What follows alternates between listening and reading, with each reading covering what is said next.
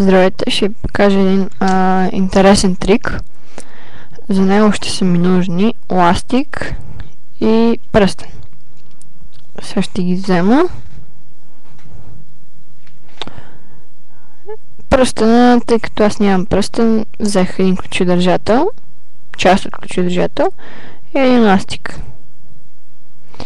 Сега ще направя така, че пръстена да влезне в ластика.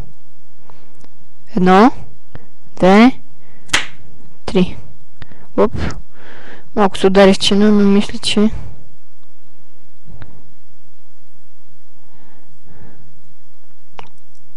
наистина влезна вътре. А сега ще го изкарам. Гледайте. Вътре в ластика е. Ще мусна и другия си пръст, а така се държи по-здраво. Гледайте, 1, 2, 3. Просто не го изкарах. А ластика съвсем здрав. Добре, сега ще ви го разкрия. И както винаги ще ви дам скайпа си под формата на субтитри. Пръстена, така ще го наричам, и ластика са съвсем нормални. Разкритието за първият трик, как вкарах пръстена в ластика, е с това. За да го направите вие, следвайте точно указанията. Дръжте пръстена с двете си котрета. В камерата не побира всичко. С двете си котрета. След това хванете пръстена заедно с ластика. Така. Ще върна обратно. Не знам. Трябва да виждате.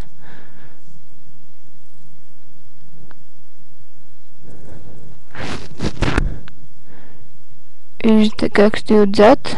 Сега мушката без имения си пръст. Ето тук, между ластика. Ето така.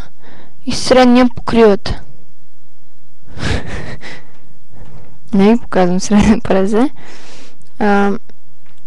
И сега вижте как изглежда отпред и как изглежда отзад.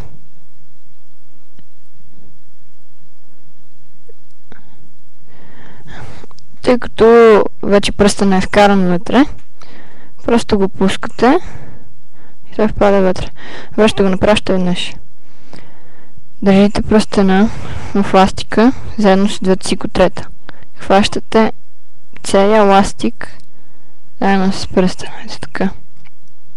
Мушката безимения пръст в самия ластик и средния покривате отгоре. Можете да върнете малко назад, ако не сте разбрали добре, тъй като не се вижда много добре на камерата.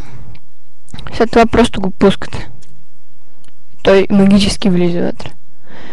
А за изкарването му от ластика, следвайте, ако искате да го направите и вие, също следвайте указанията. Слагате пръстена в едната си ръка, между палеца, ластика трябва да е между палеца и средния пръст. Виждате. Опъвате ластика и мушкате показалица в едната половина от пръста. От ластика. Както е опънат, виждате къде го опъвам. След това просто гледайте ето тук този ластик, който е на средния ми пръст, виждате го. Когато той се махне от пръста ми, просто пръста не излиза от ластика, вижте. Гледайте средния ми пръст точно. Пръстена излиза от ластика. Добре, ще го направя още веднъж. Ако не сте разбрали, върнете малко назад, тъй като не се вижда добре. Слагате пръстена между средния и палеца. Опъвате с другата ръка. Мушкате показалица в половината, която виждате в коя половина, при палеца половината от ластика. След това със средния пръст гледайте в него. Ластик, който е при него, когато излезне, пръстена се освобождава. Виждате? Този ластик просто изпада от пръста ми при дърпането и пръстена се освобождава от ластика. Добре, това беше трика, двата трика. Аз ги умешах в един. Ако са ви харесали, оценете го, пишете коментари и гледайте другите клипчета. Довиждане!